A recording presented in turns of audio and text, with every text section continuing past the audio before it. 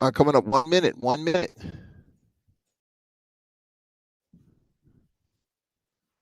1 minute.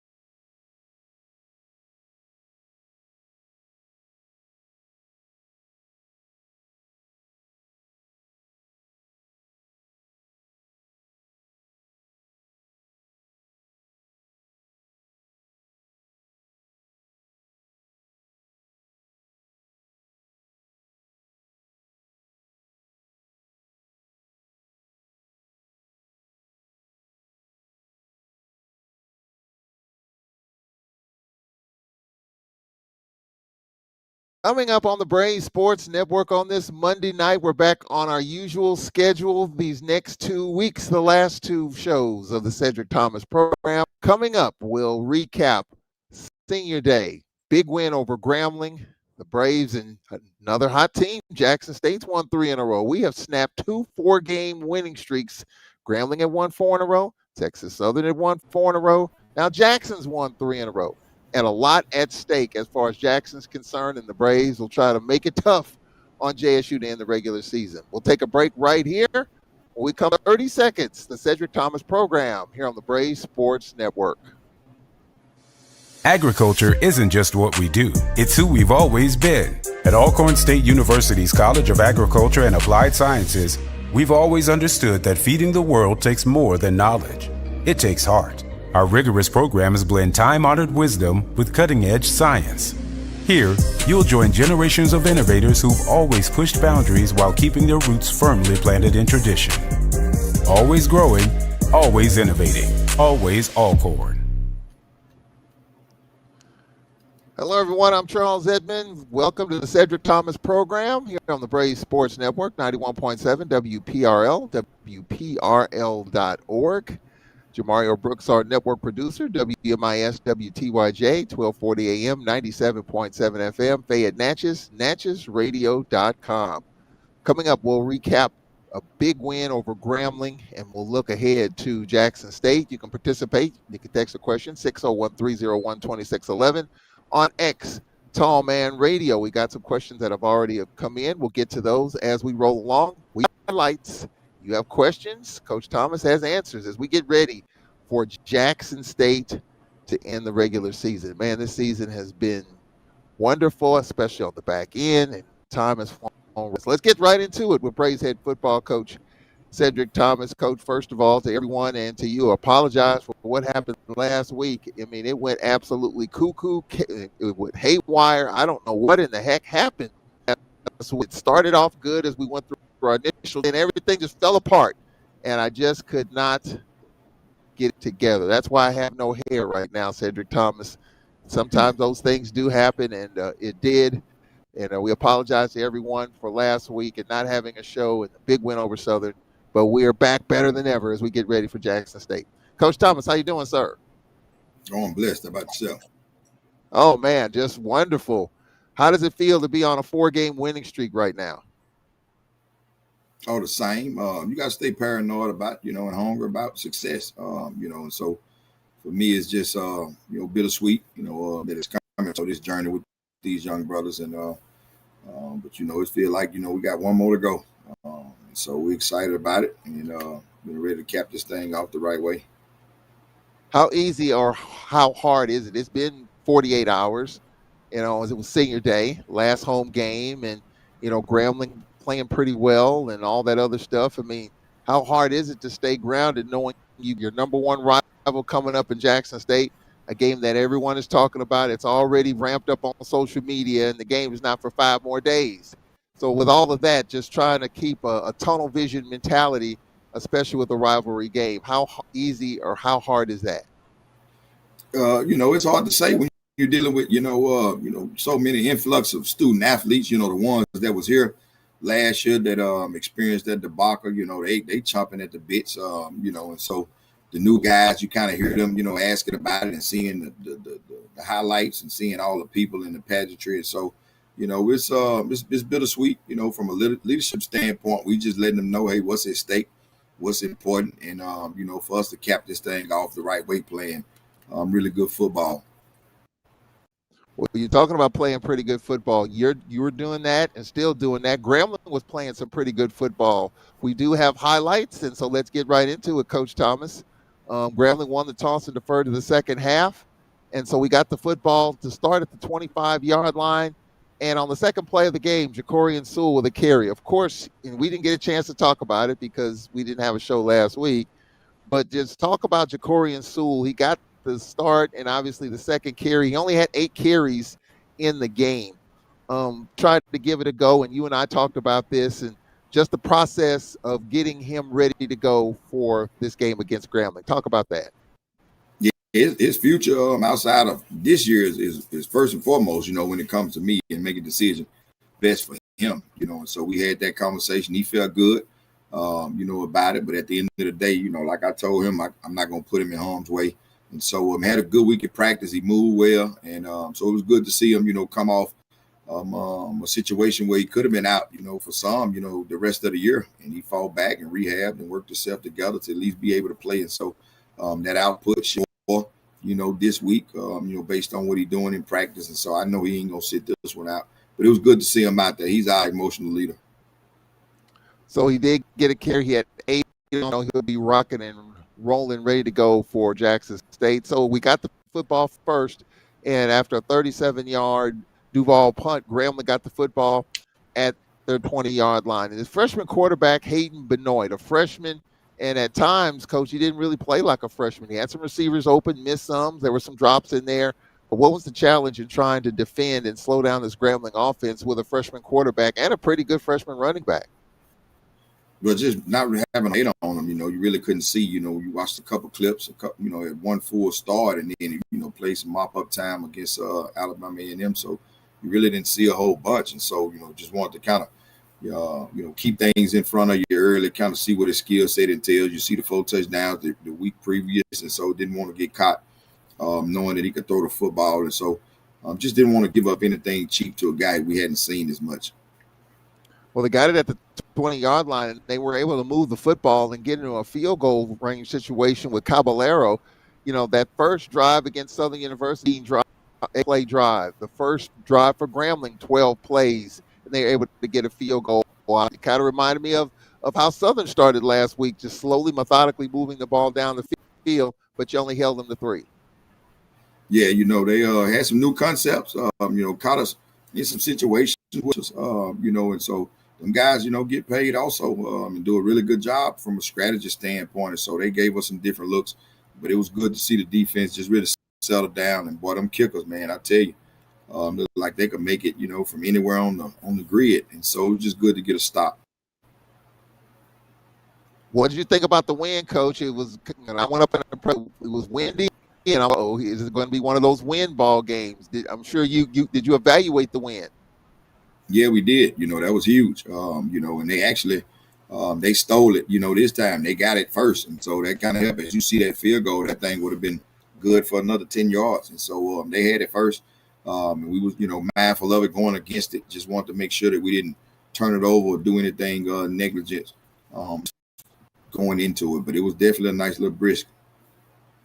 Well, Grambling had the lead 3-0, and all year we have found a way to respond, and we did. We got the football with 5:36 left in the first. We had a 3rd down and 2 from Grambling's 27-yard line. Reggie Davis with a big run there, and then penalties. We talked about it. 1st and 10 from the 22.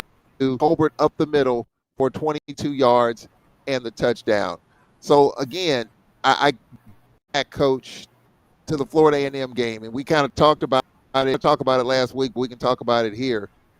The Florida A&M game may be, if we look back on it, a huge turning point. Unfortunately, we didn't win the game. We talked about it, but Jalen Tolbert over the last 4 games, FAMU, Mississippi Valley, Texas Southern, has 204 yards rushing, averaging 5 yards a carry, and that's kind of where we are in terms of running the football.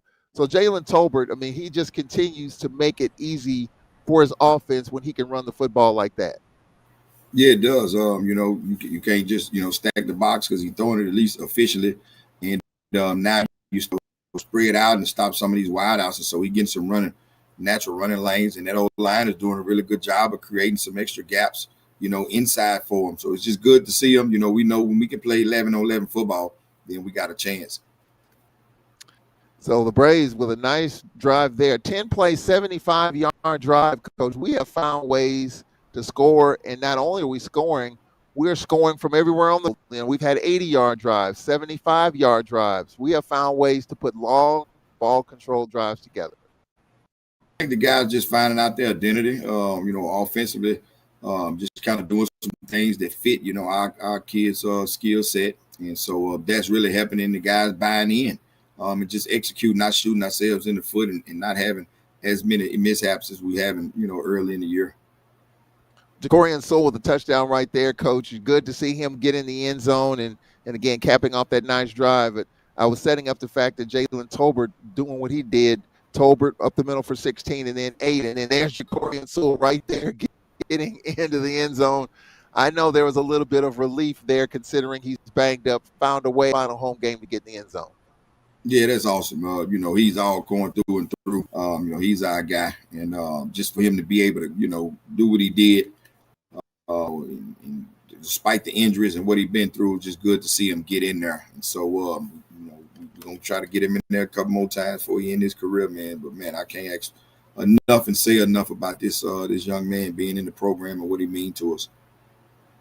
Yeah, both football, Coach. A quick first quarter was 7-3 Grambling as we turned a quarter number. We got the football with 14:40 left in the first half. Duval's 61-yard punt, Coach, set up Grambling at their 11-yard line.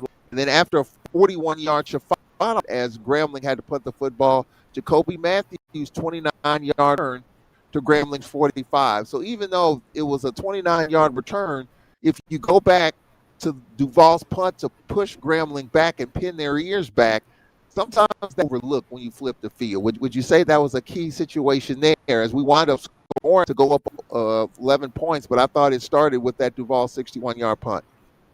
Yeah, that was that really set the tone for it. Turn that field over. He does a really good job. Got a live leg. Just awesome to have him part of the program. Can't say enough about his growth and Coach Fosserman. Just tutelage of helping him navigate through. From a technical standpoint, but man, Meach does a really good job. Every morning he'll be out there in the morning, doing the exact same thing. So for him to turn the field over, indirectly, he's responsible for those points. Yeah, we got the football at Grambling's 45-yard line, a third down and one. Reggie Davis from 5 yards out.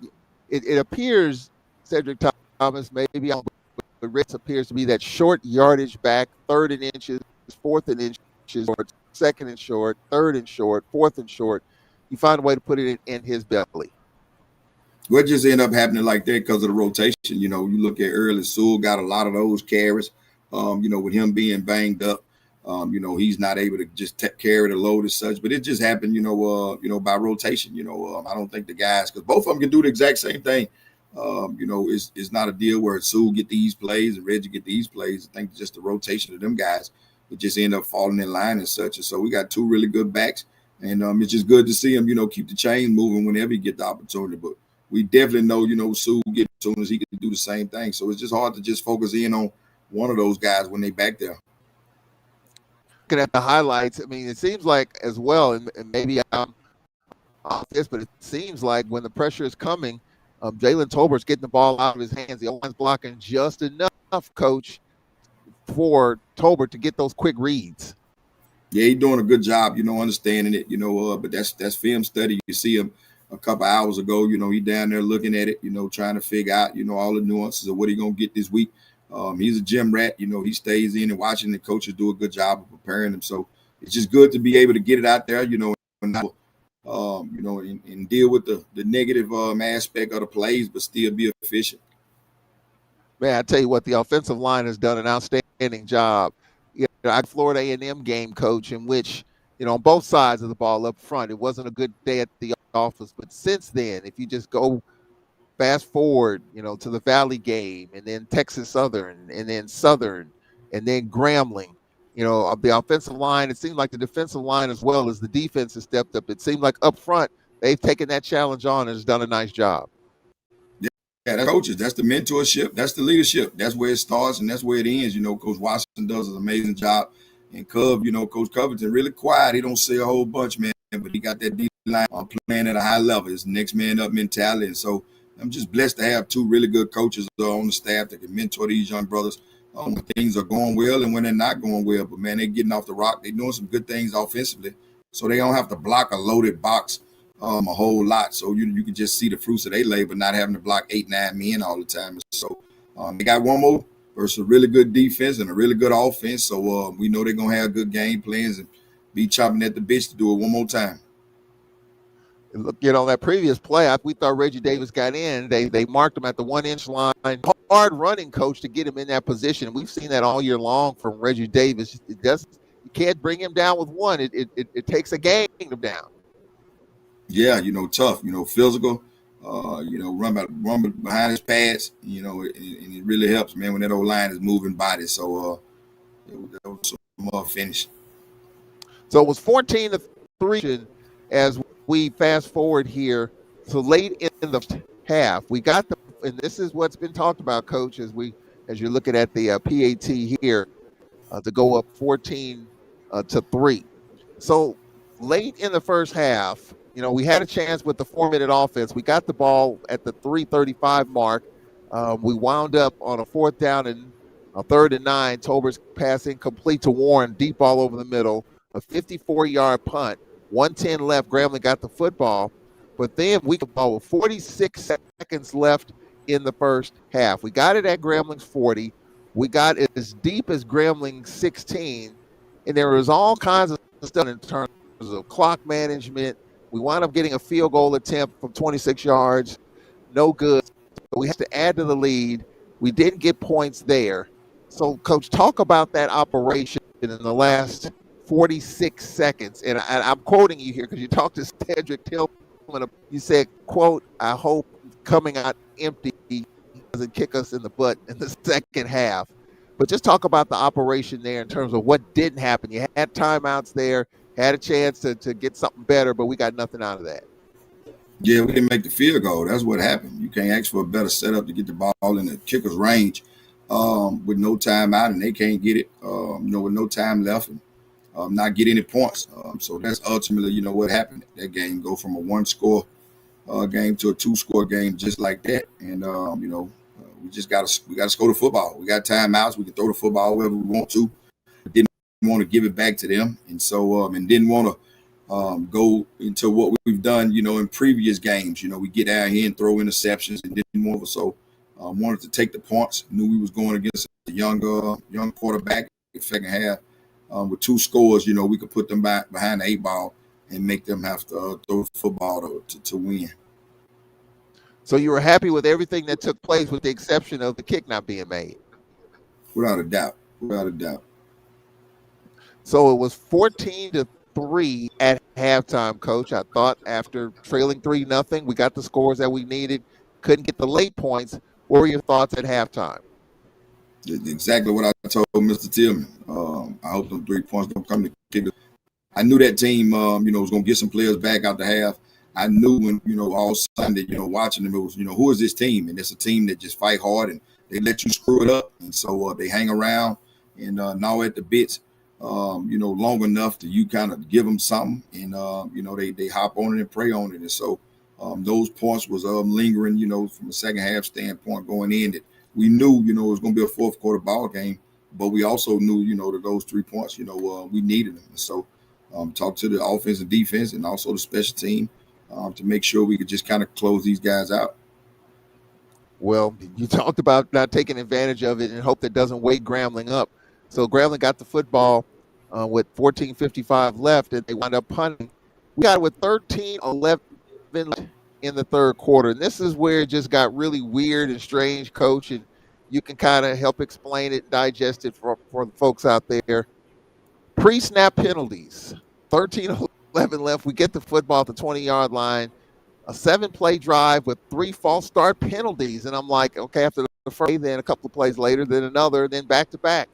That was strange, Coach. Could you put your finger on that?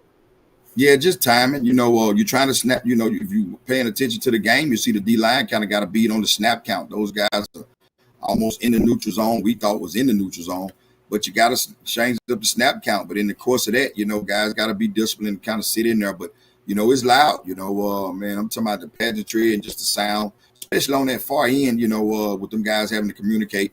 It's just one of the mishaps that they had. Consistently. So we was just trying to, take the pressure off the O line by changing up the snap count and just not let the tee off on us. But in the midst of that, we had some false starts and some pre-snap penalties, and so that's a part of it. We got to clean it up. But I'm just glad about the resolve. If this would have happened early in the year, I don't think we would have had the resolve to be able to finish or focus on the next 2 or 3 drives. And so it was good to see them, handle that, no arguing, pointing fingers, and just cleaning it up from a detail standpoint and paying attention to the little things. That was just so unusual. I mean, to have that happen. I mean, it just, I was just kind of worried about it because the game, again, coming out. I just thought about what you said going in, and it was, here we go. And but we were able to fight big drive later, but just a little bit out of sorts and out of sync on that particular drive. So Grambling got the football with 10:27 left in the third, and then 3 and out. And then we got the football, Coach, with 8:15 left in the third quarter, and then 2 more false start penalties. So the difference between the previous drive with 3 penalties and then this particular drive with 8:15 left, where we had a couple of more penalties. Yep, same deal. You saw the guys out who had the pre-snap penalties and trying to settle them down, and then you get the guys in and snap count is the exact same thing. So at this point, now I'm losing my sanity. But was able to sell them down, tell coach, hey, forget about the snap count. Let's go on one so we can just get in the rhythm. And if Grambling got counting, they get off on it, but we can't keep shooting ourselves in the foot because you feel the field starting to turn over. Grambling started to get the ball in good field position on offense. So we just, just putting the snap count back to 1. If they jump, they jump, and let's just, get in the rhythm so we could at least turn the field over. So when you see Jay clap 3 times, you scan, he claps 3 times instead of the 3 claps. It's just on 1 instead of maybe on 3, and then just to kind of simplify it. Now, when you see him clap, those couple of times, he's basically just trying to see what the defensive end, what the defense is in, so he can look, get the call, and then restart the snap count. So it varies, And so a really good job. They'll take your snap count, your signals, and everything else, now. And so we just got to, help them guys. It's unfair for us to just go on one all the time, and them DNs know it, and they putting pressure on them tackles. And so we got to continue to be disciplined, but that's a part of it. When you look at it, you got, the band jamming on both sides. It's loud, and you got a defensive end that's breathing down your neck. You're a false start here, there too. So we just don't want it to happen consistently, but we also got some measures to be able to take care of it by going on one, and just going on the silent count. How much of that has been a factor, Coach, with, there's a whole nother story with the bands playing while the ball's in play, but how much of a factor has that been this year for your team when the band is blaring and the snap count and trying to get all that synced up with all that? Is that an easy thing to correct on the fly, or how tough is that to correct on the fly? Nah, it's definitely, it's definitely not easy. I don't think anything you do in that stadium for them 3.5 hours is easy, especially when you got another grown man trying to take your wheel from you. That's the difference. It's cool when it's routes on air, but when you got somebody 315 pounds, trying to hurt you, it definitely ain't easy. So, the self-discipline is one, but then just repetition. And like I said, we got some things to be able to help ourselves. But until you in there with that helmet on and got that band glaring, and you see a lot of teams across America, they actually, had a PA system blaring when practice going on so they can get used to it and get accustomed to it. And so that was just one of them things, man. So it's a part of it. I love it. I love the pageantry of it. Let them roll, man, because I know SOD has helped us being in Texas Southern, and the guys saying, man, SOD jam, extra boost that I can honestly say I heard the student athletes mention. So, let them keep playing. We just got to do a good job from a coaching standpoint and make sure we discipline and we not false starting. Out of all that, those 2 drives, the false starts, Grambling got a field goal out of it to make it 14-6, and we got it with 2 20th in the third quarter. Reggie Davis for 15 by Raby, the scoop and score. Coach, talk about this circumstance. Yeah, Dame missed the block. He's normally sure about his assignments, and he let the linebacker go free. And it didn't. It really affected Reggie maintaining the ball. Reggie looking up because he see a linebacker running down the middle of him, and try to grab it and make a move. But we just missed the. Unfortunate that he was able to get hit the way he did, and the ball landed on the ground, and they scooped and scored, and now we got a game. I mean, it just seemed like it just bounced right up into Raby. This particular play, the little short. Yeah. You see this, Coach. You see this on the little short toss instead of the deep toss. What's the difference for fans to understand? You see the long toss as compared to the short toss. You're seeing more of the short tosses nowadays. What's the difference in that particular play, a short toss versus a long toss? It just happens a lot faster. You get the running back downhill. You see Dame. If he blocks 46 on the edge, then we get around the horn with it. But he just so happened just made a critical error. Didn't understand the blocking scheme at that point. But that's the reason why ones are doing it. Just get the running back downhill a whole lot faster once you get the perimeter. So it was 14-13, Coach, just like that. 2:21 left, 14-13. So, you talked about momentum and, not getting three at the second quarter, the penalties. And next thing you know, as we wind down the third quarter, it looked like we were going to put some separation between us and Grambling. It's now a 1-point game, and Grambling grabbed the lead. What were you telling your team during all of that? The scoop and score, the penalties. We held to a field goal. Just old momentum with Grambling. What did you say? What did you do to kind of get the ship back right? Just smile. Early in the year, I think I was just, I beat him up, fussing and just trying to right the wrongs the wrong way, as I critique myself. I'm just told him to smile, hey, look, we all right, all that self-inflicted, because we definitely have been here before on the good and the bad. And so I just wanted to see him have just some self-contained, and hey, look, we can still control our own destiny by finishing this game up the way we did, and we gave them the points that they had, and then defensively, hey, y'all keep getting stops, and the offense will get it rolling. And so it was good guys go through that. It's easy when you're scoring 25, 30 every week, and everybody high five and you're telling you the best thing going. But what happens when you stand me out, on third down and the third quarter, you false start a couple of times, and so. That was my message to him. Was just, hey, settle down, smile, fellas, and go put it in the box. Have you told them? I'm sure you probably have, but you always hear coaches say, just go out there and have fun. How often has that message been relayed during this 4-game streak? There's been a lot. It's been a lot. It's been a lot. I think at one time, of course, it's not you 0 for and you 1 for. It ain't a whole lot of fun in it. But, just, being able to just, focus in and just let your hair down. The fun comes when you're prepared. And I think we was kind of uptight, early about some things because we wasn't as prepared as we should have been. And so to see them guys understand, what the focus will look like. Now it's time, to let your hair down and have fun because you prepared, practicing and, from a physicality standpoint was never an issue. But now they just executing at a high level. So, we've been having that battle cry pretty much on this whole, little winning streak. 13, Coach, a ball game. I mean, I think you'd expected anything less, but a heck of a football game, and that's what it turned out to be going into the fourth quarter. So let's take a look at it, Coach.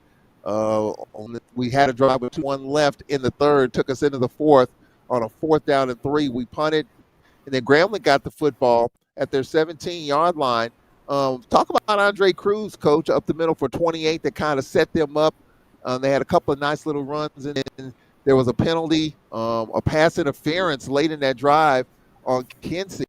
Talk about that. Talk about the big run by Cruz, and then the PI by Kinsey, which put them in position to get a field goal. Yeah, we just we got out of gap. Tobias Henry, he's been playing a really good game, boy. He's really come on these weeks late. Just increasing, and we knew that these guys, man, had some playmaking ability and had some playmakers over there. So you're gonna see, The running back does a really good job of hitting the front side, but coming out the back door of it. And, guys did a good job of just kind of getting down closer to getting the stop. But then the fourth down call, that's one of them deals when you talk to the refs, even they kind of hinted, that, you got to let them play through that. But they called it. And so it's just like more so, here we go. But, we ended up getting a stop and limited them to 3 points. So, all that was good. Yeah, they were able to get the field goal. Nation on that PI, did you get one? Yeah. He said he was grabbed. He said he was holding. Which I, when I came in and watched it later on that night. To me, that's just one of them plays you just gotta let go. They jocking each other. Both of them got hands on. To see the hump make that call. It's tough. It's a tough call. Yeah, it really was, and that put them in position at the Braves 24-yard line, and on a 4th down and 3, they got a field goal to go up 16-14. Look, Grambling didn't have one offensive touchdown. They had the field goals and then the scoop and score on defense. So you got to be proud of what Coach Rovers' team's been able to bow up when it mattered the most. Despite that PI right there, we just held them to 3. Yeah, them guys, man, are playing. They playing lights out. He's doing an amazing job just to see his growth. Not just from a play caller, but just from the psychological part of the game, and being that for these guys, he never got rattled. During the situation, he had him to settle down and make the stops that was needed, and so it was just good to see. And can't say enough about him and Fosselman and Taylor and that whole crew of Coach Covington, man, and McCullough. They doing an amazing job over there. I'm just looking at that PI again, Coach. What gets me sometimes is the miss of it. I mean, the play is, players are rolling around on the ground, and then here comes the hanky. I mean, if it's definitive, even as they're rolling around, you would see the flag. But because maybe it's just me, maybe I'm wrong, just the timing of it. It's not bang, bang. It's like a second or so goes by, and then the hanky comes out, and that's what confuses. Or maybe I'm wrong about that. Nah, you seeing it right. If that flag coming out late when they on the ground rolling, then it's some, it ain't 100%. And so you can see when those guys got together, they talked it for a while. I thought they was going to turn it over like they did against Southern. And so I just knew that they was going to kind of pick it up, but they didn't. So we knew we had to play, and we said it was going to be a fourth quarter football game. So you got to make sure as coaches we can't show our emotions and get these guys riled up. We got to stay, paused and under control so they can go out and finish the game. Well, Grambling with the momentum after trailing 14-3. They lead 16-14. All right, here we go, Coach. 8:03 left in the fourth quarter. We get the football at the 25-yard line, and you talk about poise. You talk about being under control. 8:03 in the fourth, as you see here, Jalen Tolbert take it off. And we've been talking about what he's done, over 200 yards rushing the last several games, a few touchdowns.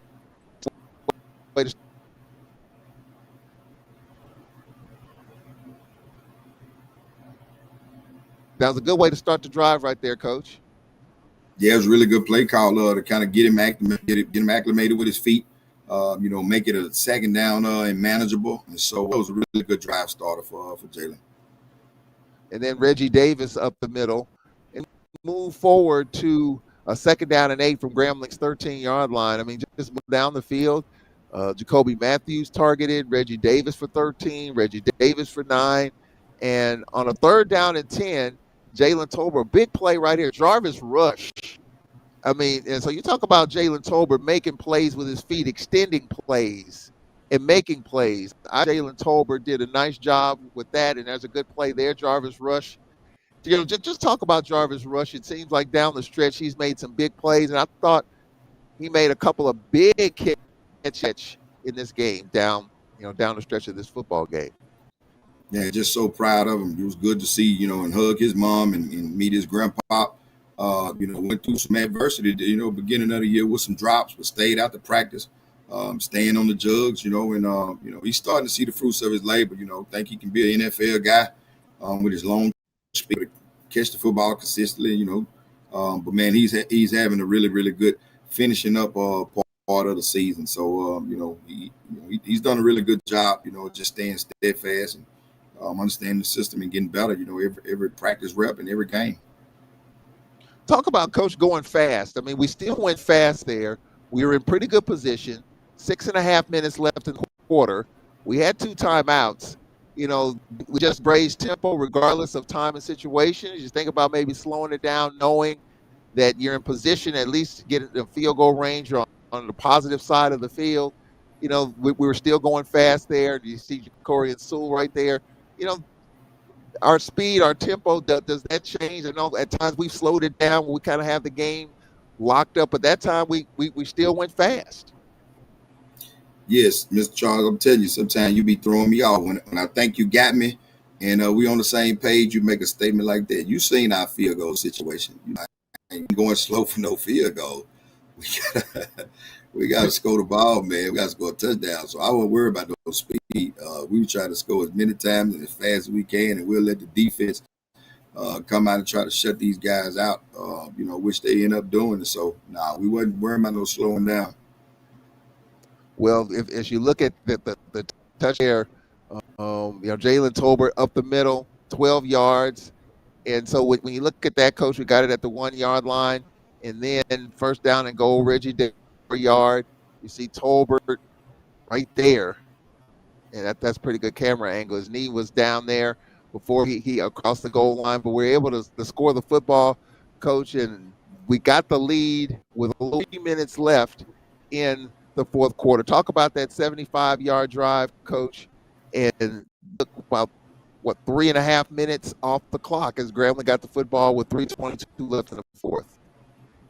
Yeah, it just shows the maturity of these guys growing up. I don't think we made that drive as efficient as we would a couple weeks ago. It just shows the growth in the coaching staff and the players. Believing in it and just executing at a high level. So it was just good to see it, and I knew we could score points. I knew we had some weapons out there on the edge, and just good, those guys coming together and not just get points, then, but on this little run.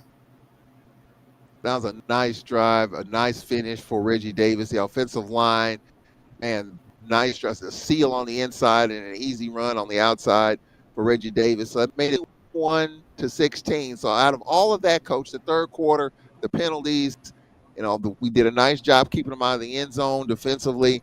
Now we have the lead 21-16. Grambling has the football with 3:22 left in the fourth quarter. What was your speech to your team at that point in time, Coach, as we see the PAT? Grambling gets the football. We'll talk a little bit about, now the situation. We got the lead, and now trying to finish it. Yeah, the thing was they hadn't scored an offensive touchdown all game. And so, we just felt like they shouldn't score one now. And so just growing this defense up, just talking to Coach Rowe, we had some drives where we didn't get stops against Pine Bluff. We didn't get stops against FAMU at the end. And so we wanted to make sure that was a focus level to be able to, start, something going forward where, offense give us the lead, in these 4-minute offenses that we can get stops. And Coach Rowe did an amazing job calling the plays, and the guys did an amazing job, executing. All right, so Grambling gets it with 3:22 left on a fourth. Benoit's pass incomplete. So we get the football with 1:09 left. And it was an interesting operation, Coach, in the last minute of the game, trying to kill the clock. Grambling gets the football back. And, they try to pitch it around. And, of course, Eric Thomas intercepts it and scores a walk-off play. But I just didn't think Grambling would get the football back. Talk about that operation in the last minute 9. Took a delay game there, just trying to kill the clock. Yeah, they shouldn't have. On the scoreboard, and from what the ref told me, it was 1 timeout left. That's the only reason why I took the knee. If he would have told me they had 2 timeouts, we would at least ran the football to try to get a first down. And so I'm looking at the scoreboard, and when I talk to the ref, he tells me they got 1 timeout. And then when they put extra time on the clock, he's telling me, well, Coach, they didn't take the timeout. They used a 2-minute warning. And so now I'm sitting here, got to recalibrate the analytics, to get the numbers correct. But that game could have been butchered, that we shouldn't have punted them to football. They blocked that punt, man. We crying. We sitting in the middle of the flow. But they just didn't give me the correct information. And so, I keep it on my own sheet. But when he told me they had won, that's the only reason why, we took a knee.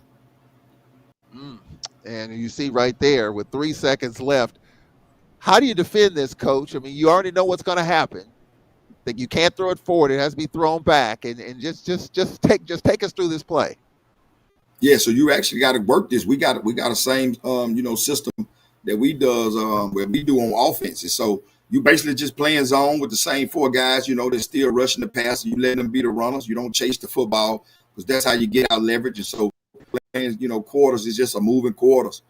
Safety still staying deep, corners playing they quarters, and the overhangs, they just contain the football, and you let the D line run. And so it's a concept that a lot of teams work during the week. And so we were just able to, stymie him down and make the play when it was needed. How often do y'all work on this in practice? Is it a daily thing? The offense does, the offense does it every week. The offense works it every week, and then we do it on Wednesdays. Wow. Well, just talk about that. We'll just talk about Eric Thomas. Claw and scratch and work his tail off, man. It's just really amazing. Love his mom and his dad and his family, for allowing us to be a foundation of peace for him and choosing this great institution. But, man, he's a really good football player and going to continue to get better. And so it was good to see him do that. Well, the Braves win, pulling away in this football game, and there weren't a lot of yards to be had, Coach. You look at it, 167 yards, Tolbert 23 of 31 for 167, 151 yards passing, Grambling 142 and 99. What was the key to this game? What was the key to this victory, Coach? Just staying hungry. Staying hungry. For us, it was, of course, they we hadn't played anybody. That's what the naysayers was, telling them, and just being hungry. Not being satisfied with 2 or 3 wins. And so you're talking about having the championship mindset and continue to create that culture. It was just being able to eat everything off the bone. And whether it's buffet style or not, we had to be hungry and stay hungry. And so that was kind of mantra all week. And so it was good to see that third quarter happen the way it happened. You'll be able to go through some adversity. It ain't gonna always be 30 points. It ain't gonna always be, but just to have the resolve and have the patience and the maturity to be able to settle down and then close it out. Offensively to get the score and then defense to make the stop. It was really just good for them.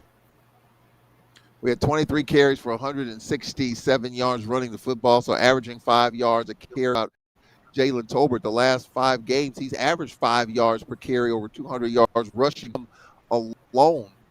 Defensively, Coach, leading the way is Damarian Edwards with a 15 to lead the way and just talk about his effort. That's a bad brother.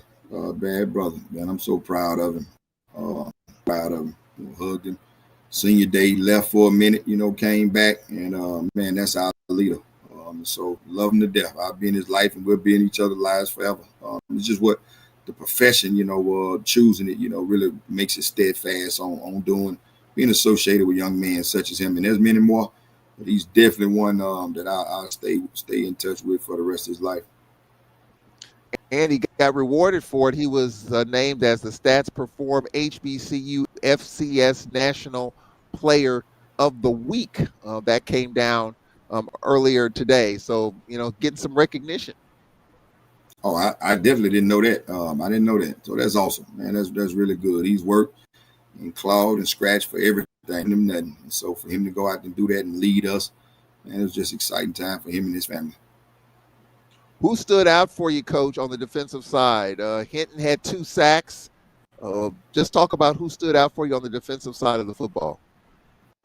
Besides the player, the coaches, man, I can't say enough about these guys, learning and growing and putting really good game plans together. We're a direct reflection of what you see them young student athletes do. And so for them guys to come in every day, no matter what the record is, and work their tail off, man, I can't say enough about them. The players, you get a chance to see them, but you don't see the coaches. They on the sideline, they don't make tackles, they don't make sacks, but they put really good game plans together, emotional support, spiritual support, and just foundational builders for these young brothers. So, man, our kudos to the defensive coaching staff, offensively also. But since we're talking about the defense, I'd be remiss, man, not to shout out those guys. So that's who stood out to me, because you talk about the players in the championship run. There's a certain pedigree that coaches have to have, for 12 games, 10 games, 11 to be able to go in and break the code and find cutting edges thing to be able to get guys in the right position to be successful. And so, shout out to that defensive staff. Our booth up in the press box is to the right of our coach's booth. And so it's a big play. Anytime there's an explosive, you see Dwayne Taylor and the other coaches up there, Coach Robertson out there, just high fiving. I mean, it's there in the home coach's box, Coach. I can say that, and I know you can't see it from down on the field, but every big play, especially the end of that game, jumping on the table and everything, they were just so excited because you know the hard work they put in. I see it, I feel it, and it's just so great when you can close a game out and all the work you put in during the course of getting ready for a football game. Yeah, especially about the journey, especially about what they've been through. I can honestly say, man, I love them on and off the field. On the field is just a cherry on top, but off the field, these are really good young men that's going to have productive lives, whether in this profession or not. It's just a good thing that they impacted so many young brothers' lives through this great game. So, love them to death. Well, the Braves win by the final score of 27-16, and they played the cue song. You were kind of dancing out there. I mean, you and I talked about this, the emotion, the energy, all of that. Just talk about what goes through you, dancing in the locker room, dancing on the field, and all that stuff. I mean, people have their own opinions about that, but for you, you're just letting it all hang out, and because there's a lot of work that goes into it. Kind of what has gone through your mind in the jubilant mood these last few weeks? Yeah, God is good. God is good. I'm a man of faith, but my faith 100% when it was 1-6, 0-5. I spent a lot of dark nights in his office, and with my wife on that couch, man, just asking why. And so just still staying praying up. All the people who sent me those messages, I promise you it didn't go by the wayside. Mom calling and putting them special prayers in. And so when the spirit hits you, it was just one of those moments. Really, just letting my hair down around the student athletes, because it's been drill sergeant, it's been leadership, it's been that whole deal. And so when they see, hey coach, man, didn't know you had that, or just good to see you, let your hair down and enjoy the moment. That's what it was about. We all going in some shape, form, or fashion gonna be up out of here, but I'll be able to walk in that stadium however many years later and just think about all the good old days. And so that definitely be one of them times I think about.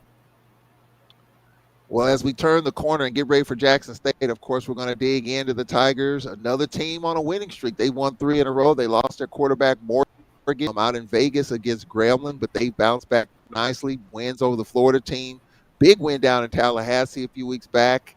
They beat Valley, and then last week Bethune-Cookman, and they've got something to play for. I mean, normally when we hook up, we go back to when we were in the East. We'd have the East locked up when we were in the East. Jackson has had the East locked up, but Jackson's got some work to do, play for sure, because Alabama State plays UAB, and of course Jackson and Alcorn get together. So we'll talk about that. Coach, from the text line, obviously a compliment. Coach Thomas, kudos to you, your staff and team for an impressive midseason turnaround, and we're definitely for you. With that being said, we were talking about better use of the timeouts on the final drive. You kind of talked about that. So when you look at the timeouts, Coach, I mean that. You've just talked about the analytics and going through all of that, just trying to, when we would have had possibly another 25 seconds to score a touchdown. Talk about the last seconds of the first half, just making use of the timeouts. I know you go through that situation. Just talk a little bit about that, because those final seconds are so important. And you talked about how it could flip momentum, and for a time it did. Yeah, I didn't want to risk it. Knew they was getting the ball after the half, and just didn't want to, get in harm's way. You think about the Pine Bluff game when you throw interception in the red zone. You think about the Northwestern game when you throw 2 interceptions in the red zone. So all that stuff, it sticks in the back of your mind, when you're making these decisions. And ultimately, we felt like we had them, where we needed them from a defensive standpoint. It felt like we could get stops, but just didn't want to risk, trying to throw that football, to be greedy. To get a field goal could get us 2 scores. And so that was the mindset behind it. Also, they were asking on drives like that, do you need to be closer to the sideline referee so you don't have to run so far to get their attention for a timeout? Is something you even think about as you're kind of from where you are?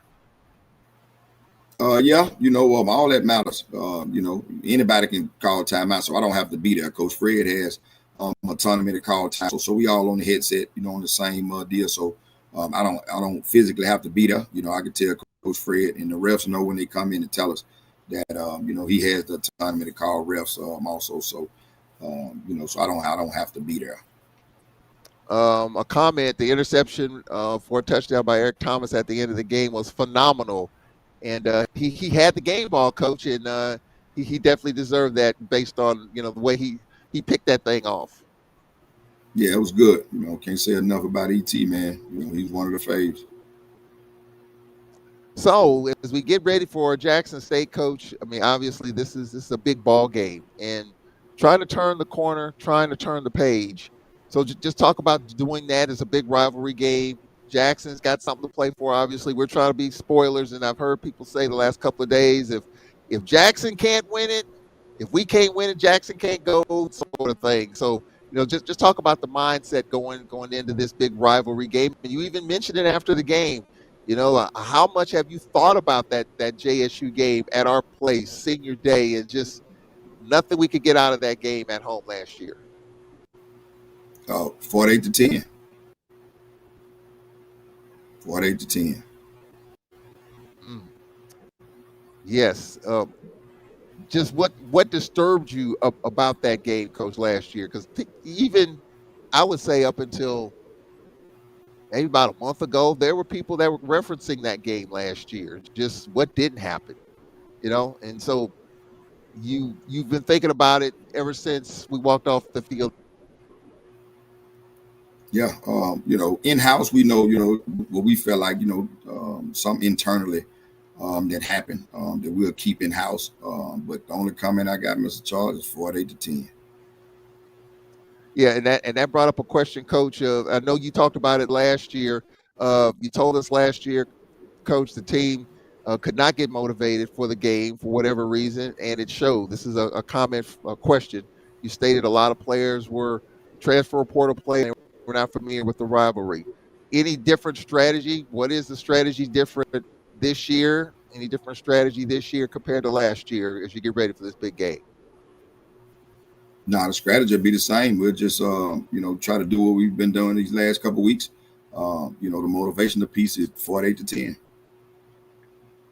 Yeah, just cause talk about that the rivalry. Alcorn Jack. I remember 92, 94, Steve McNair just going all the way back, and we had games here in which we wrapped up the division.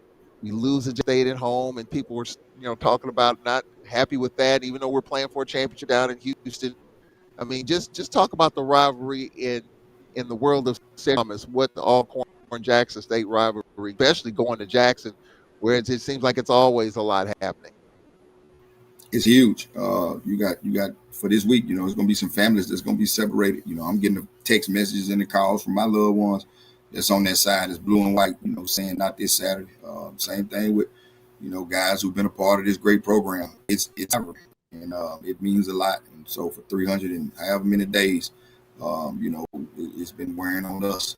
Coach Rowe actually had it on his board the whole year, and so in a couple of days, we got our wrongs. And so it definitely means a lot. It's a winning season, for that game, not just because of being 6-6, but 48-10 is the rivalry for us. And so that ain't who we are, and it definitely won't be that in a couple of days. What disturbs you about the 48-10? The external incident, that happened. We didn't play our best. That team, was a really good football team, but we played, Vanderbilt, and they didn't score that many points. My athletes, they didn't have a fair chance, based on the logistics that happened. So, um, it is what it is. That happened, but we're gonna use it for future our five. But we know that score ain't indicative of who we was, who we were last year. So we'll keep that in house. we using it as motivation, and we'll be chomping at the bits starting 6:40 in the morning. Well, let's look at Jackson State. Coach talked about it, a team that, of course, last year won the division, won the SWAC, won the Celebration Bowl. The TC Taylor's second year. This is his third year, and kind of sailing right along until they got to Vegas. And their starting quarterback Morgan goes down. Grambling makes a couple of plays. They kick a long field goal. They win that game, and people wondering what's going on there. But then they go to Tallahassee and win a big game there, pretty much eliminating Florida A&M from the Eastern Division race. And then they win at Valley. And then last week, Bethune-Cookman, kind of a back and forth, and Jackson State kind of pulls away in the second half. There's some talk out there that maybe more back this week. We'll see. But Lockhart, a lot of folks, a lot of Jacksonians have been talking about Lockhart, and he was 12 of 21 last week for 160 yards. So let's start with this offense, Coach. What jumps off the page when you look at their game last week with Bethune-Cookman? They won 28-13. They had 360 yards rushing, three backs with over 100 yards rushing, Miller Davenport and Travis Terrell Jr. So when you start with Jackson State defensively and their offense, let's start with their running games. Just talk about the Tigers' running attack. You better stop the run. They're going to run the football. They're going to establish or try to dominate you up front with that massive offensive line and them dynamic running backs. Anytime you got two guys to get 100-yard rushing, somebody three, that's how dynamic and physical those guys are. So we got to stop the run, and we've been doing really good these weeks. So we're excited about the matchup. We hadn't been getting pushed around, and we played some teams that could run the football, but none like what this team has. Just so many weapons, guys that got just different skill sets, and they do a good job of putting them guys in the best position to be successful from that standpoint. And so we got to be able to stop the run, versus our team.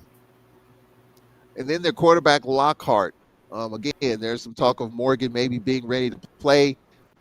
What would you say, Lockhart, 12 of 21 for 160 yards? What do you see in that position from Lockhart on tape?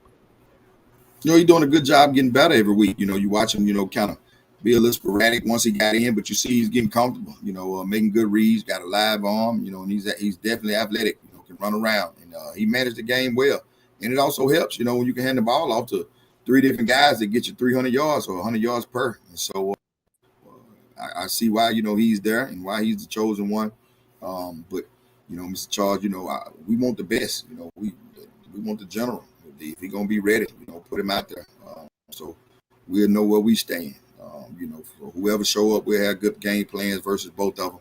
But we preparing to see, we preparing to see the guy. Prepare for Lockhart. Or prepare for Morgan. We'll see how it happens. I mean, that's just the scuttlebutt that's out there. We'll see if Morgan is available. I think he put some pictures on social media like he's ready to go, in some military aircraft, like ready to rock and roll. We will see come Saturday. Defensively, Coach, it's really interesting. Terenzo Quinn is their defensive coordinator, and Terenzo Quinn was here at Alcorn. And so he's the defensive coordinator. What do you see in that defense? You're a defensive guy, and you see his defense. What do you think about Coach Quinn and the job that he's done with that JSUD? Man, they athletic. They can run. They can hit. They physical. Got some real long DBs that'll get in your face and press you up, play in space. Jeremiah Williams, the big guy inside, boy, he shuts it down from A gap to A gap, and the defensive end. I think he may be leading the league in sacks. So he's getting after it, and then they sound. Them guys are really sound. So we got our hands full. It's a reason why they coming off the national championship and where they are this year. Not just from a player standpoint, but from a coaching standpoint. So those guys do an amazing job over there. What about specials? We've done a nice job with Jacoby Matthews and Citizen back on special teams. How much do you think special teams will play a big part in this game, or do you see it being a big part? Yeah, I think it's going to be huge. You see Bethune, get a kickoff return, and so we're going to try to see if we can get some of that mojo working for us. We're going to try to see if we can get Jacoby some returns. And so, Coach Fosserman, man, he's one of the best, not just in this league, but, anywhere. I don't care what type of football it is. He's prepared. He understands what's going on, and you can tell the difference in us from the beginning to the end. So we think it can be a major part of helping us, being victorious. Try to block out all the noise, coach, and just make this a regular week. I know this is just Monday. You hit the field Tuesday, Wednesday, Thursday. The schedule's going to be the same, and you head out Friday. How the noise? It's just a lot of stuff on social media already from Sunday through today, and I'm sure Saturday it's going to be the same. What do you say, if anything, to kind of keep the focus, or as they say, keep the main thing? Yeah, just try to get off of it. You wasn't on it at 0-5, 1-6. You don't need to be on it now. We got to handle what's going on in house, and so you can go back and I guess research it once it's all over. But right now we just got to be focused in on us and our opponent. We can't worry about what's going on outside. So I told them when things wasn't going well, if you can't handle it, then get off of it. That's coach included. And so I think if we can just stay true to who we are, understand it's going to be a really good physical football game out of face, but we're going to be physical also, and it's going to be a fight, and we understand what's our motivation. And we're looking for a really good football game to be played on Saturday. Finally, Coach, keys to victory. I know you hit the practice field for the first time tomorrow morning. What's the keys to winning yet another game in Jackson on Saturday? Offensively, not turning the football over. Defensively, maintaining the line of scrimmage, and special team, being special. Do those three things, then it's going to be a hard press in Jackson on Saturday. Should be a lot of fun. It's rain in the forecast on Friday. Looks like it might push out for Saturday. We'll see how it goes. By the way, it's a 2:30 kickoff from Jackson on Saturday. The game will be on television. That's Braves head football coach Cedric Thomas, ladies and gentlemen. Coach, I'll be talking to you on Wednesday. Get our pregame done, and let's get ready for JSU coming up this weekend. Sound good. That's Braves head football coach Cedric Thomas. Week will be on our final show at our usual time. I'll be in Destin, Florida. Lady Braves basketball, as the ladies would have been already played their game against Mississippi State at 11:30 next Monday morning. Braves basketball here at LSU. I'm in Baton Rouge at the Maravich Assembly Center. Braves basketball tomorrow at 7 o'clock against LSU. The women will play LSU on Thursday. So if you're in the area, come on down and check out some Braves basketball as they take on LSU. The ladies on Thursday, the men tomorrow, and I'll have it all on the Braves Sports Network. That'll do it for the Cedric Thomas program. For our producers, Jamario Brooks, Cedric Tillman, I'm Charles Edmond. Glad you can join us. We'll talk to you tomorrow. All Corning, LSU. So long.